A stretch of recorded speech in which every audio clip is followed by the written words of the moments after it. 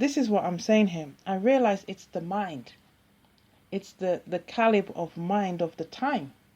And we've grown up here in the Western society, and wherever the British Empire conquered, which is most of England and most of the earth, wherever they divided and conquered, okay, they put into place this mindset. And that's where we have this social category of believing in a class system. So we have the upper class, the middle class, and the working class. The upper class tends to be the governors. They're the rulers, and they're the ones that have wealth and money, and they have higher education in themselves. The middle class are they have the education, they have the ability to acquire more in the society, okay. And then the working class now, they're very passive. They're under rulers, so they don't have much say. They have to receive what is given to them. So whatever knowledge, information is given to them, they receive it, whether it's a great amount or whether it's a little amount. They're told how to live. They're told what clothes to wear. They're told what food to eat. They're told how much money they can earn and how they live. So most of the working class live from hand to mouth. As they get the money, they use it to buy their food. And most of the time, they don't have a lot of money, so they have to buy low quality food. Then they don't have high education in themselves. So their health is poor because they're not educated on knowing what's the best way to take care of themselves and the good food to eat. Plus they have to buy cheap food, which is of low quality. So you find that they tend to have a high rate of sickness in themselves, and they have no say. Whatever is said to them, they just say, yes, sir, 3 bags full. If they go to the doctor, whatever the doctor says, they don't question the doctor. They have no bargaining power. They can't bargain their life. They have to just receive. They become very passive. And this has happened over generations. It's not just one. It's happened for a few hundred years. And we can talk about imperialism, but I'm not going to talk about imperialism and colonialism. And I'm not going to talk, but I'm just mentioning the word imperialism, this method and lifestyle of living, and colonialism. Okay, so that's affected our minds today. And we find that we learn what our parents and our great-grandparents have taught us. And can I tell you, when I go back to the West Indies, okay, I don't have to wonder what was the days of slavery like. I can see it in the people. I've read it in the book. And you think, oh no, it's still there. The days of slavery, the people are still reliving it. And here in England, the days of the kings and the queens and oppressing the working class, it is still there. It's so alive. It's playing itself out on that platform. Okay? It's still in the different scenes. It's so welled ingrained into the minds of the people, into their psyche.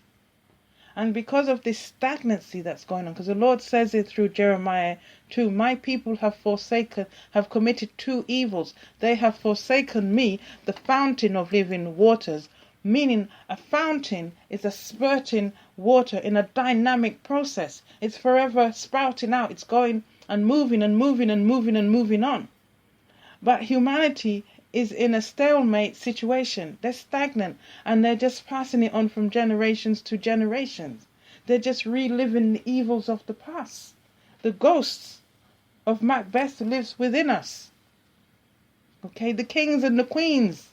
King Henry VIII, he's still here. The past, all the kings and queens, they're still in us. They're still living among us.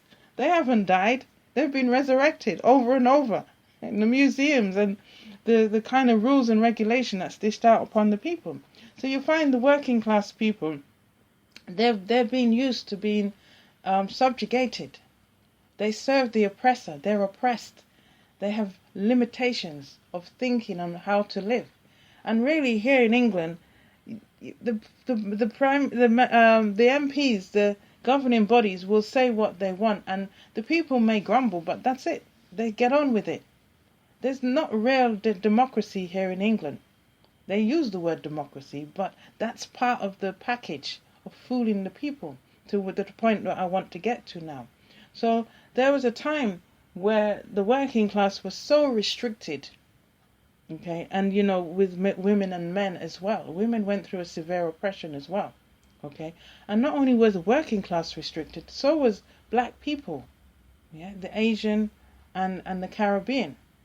Okay, they were really oppressed and kept minimized. They had no say at all in their life, in the community, in the global community. They had no say. They had to just receive. And right now, okay, if I go to work in a particular district, where there's a lot of working class people who lives in government homes and government schools and that, I can speak, and they're very obliging, yeah, and they'll accept. But if I go to another hospital where the people are more kind of upmarket, all right, and they will ask a lot of questions. They may think they're intelligent questions, but because I've got the Lord flowing through my mind, I know it's not. I know it's just a one big vain vanity thing. And they will go on the computer, and before you could even start to explain what you're going to do in the work, in the hospital work, they're with their list of questions. Yeah. So as you go up the social rank, people with higher education, people with more money and more versatility in the community, you'll find that they don't just receive and say okay. They ask questions.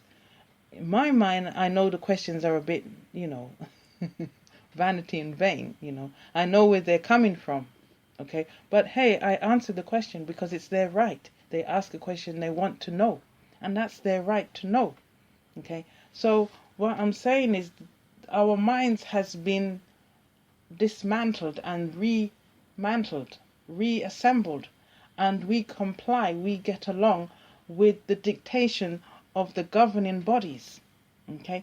And if we're slot into a particular category, we keep that mind for the rest of our generational lineage, and we really believe it. We believe it.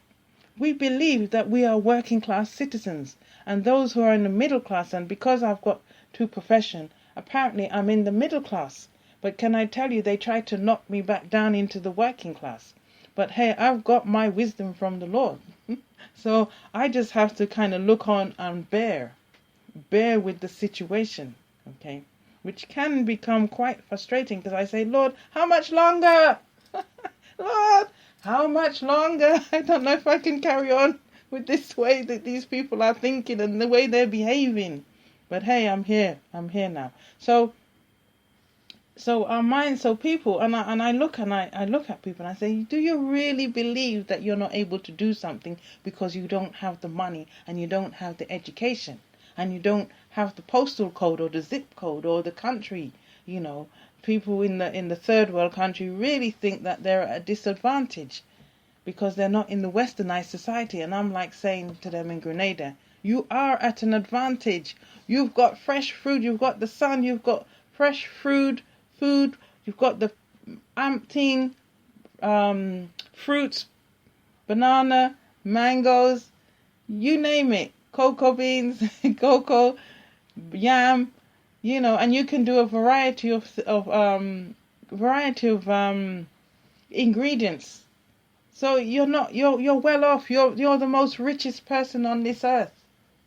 Okay, but they're not convinced. They think they need the immunities of the Western culture, and then they'll be better off. Okay, so it's the state of the mind. So let me get to the point now, because the day is really moving on. What I'm saying, I'm listening to the Houses of Parliament, and they're talking about how can they overcome their present situation. And the Lord wanted me to go forward at the time and teach them the importance of being positive. Right? But now I foresee what they're talking about now. I foresaw that in 2000, and I was trying to tell it to them in just the local vicinity, but they kept on giving me the sack and not giving me a reference to go to a new job, and I always had some issues, okay? So I just had to smile on Saturday night. I just had to smile. Told you so, okay? But basically, this is the point I'm getting in. For many generations, people have believed in the class systems that they've been brought up in, okay? It's so ingrained in their mind, they cannot believe that there's any other existence. This is the existence, okay? And so what happens, it brings on jealousy, in the minds of the people. And people get jealous if somebody goes out and buy a new car. All right? The next person wants to hit on him. Okay? There's a lot of jealousy in people because of this lower thinking. And what I'm saying is the mind is at such a low energy and low transmission that it taps into those entities, those jealous entities, and they operate through the minds. But let me come back to the point of what I want to say. So this is my personal complaint. The vicar, she didn't believe in prophet. She heard me developing my speech, and she cut down and says, no, you're not to do it.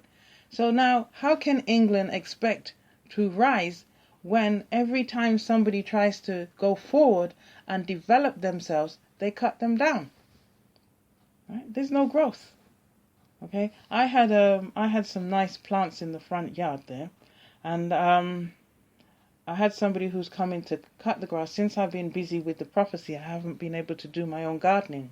So I had my nice herbs going, my thyme, mint, and all this going, and the person's just shaved everything down. And he said, oh, they'll grow again, but they're not.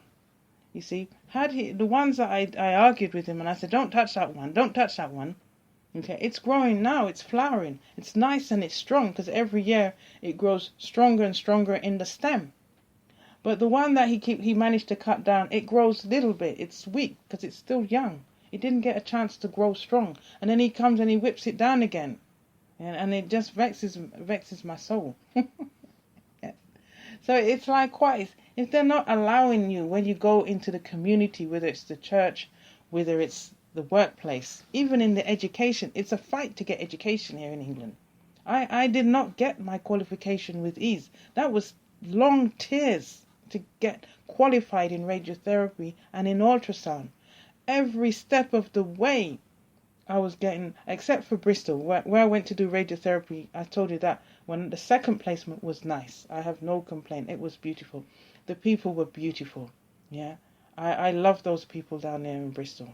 I give them my highest praise. I got through my training and it was beautiful. I still remember their faces.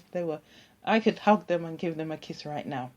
Okay, but coming back into London, now there's a reason why.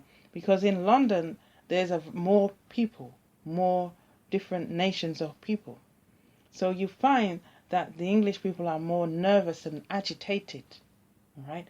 And so they will display an indifference. And then those who's come into England, they become nervous in themselves.